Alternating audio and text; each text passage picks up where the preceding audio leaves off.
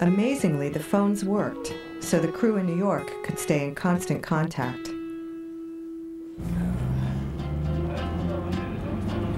It was going to take a miracle for Howard and RD to accomplish their mission from God in only 5 days. Right now, all the equipment, the generator, the stoves, the cable, all the equipment is being loaded on a truck for us to take out to the orphanage.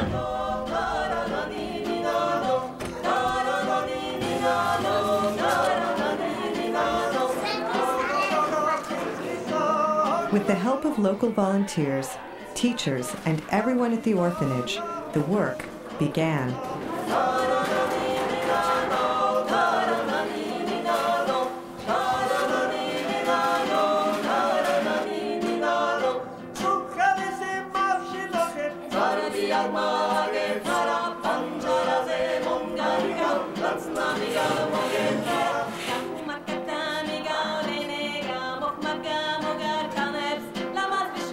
Two months earlier, George had asked for heat.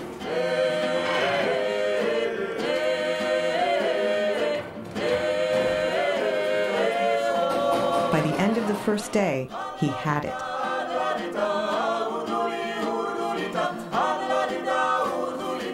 But providing light would not be so easy.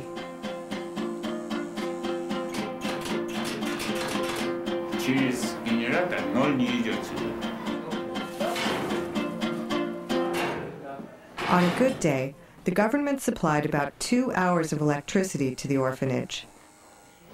George had asked for generators to provide light so his budding students could study.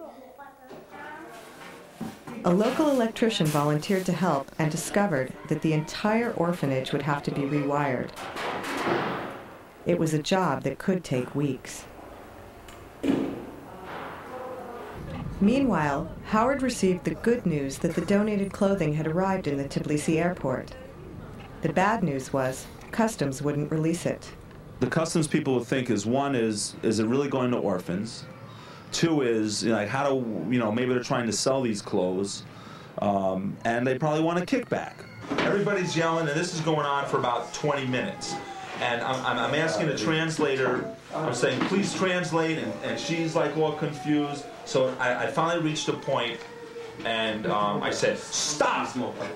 Stop! And like they're looking at me like I'm like insane. And I said, did you tell him, do you know that these kids are walking around in summer sandals with no jackets? It's 40 degrees out. I said, why won't you release this stuff? All of a sudden he said, all right, come with me. Okay, so then we go in his car, which is like the only red Mercedes like I've seen in Georgia. I go, wow, a customs guy makes pretty good living. Doctors are making $10 a month, and he's driving a Mercedes, So we go to some other building. I go into this other official's office, and he's well-dressed, big, beautiful mahogany desk. All of a sudden, he stamps this letter, hands me the letter. He approved the release of the boxes.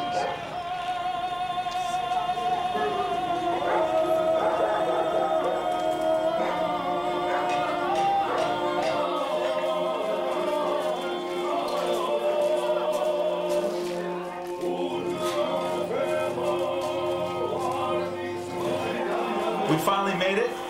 All the clothes are here.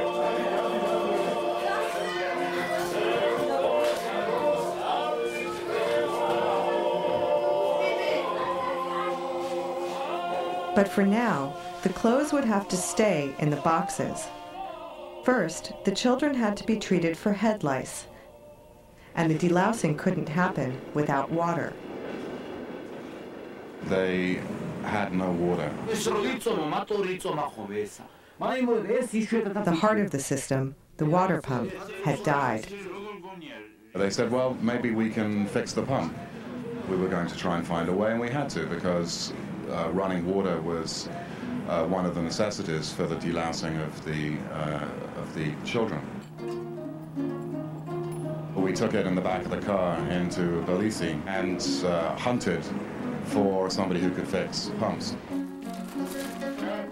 He took one look at it and said, forget it. And he said, and finding another one, you know, forget it as well. This was an old pump from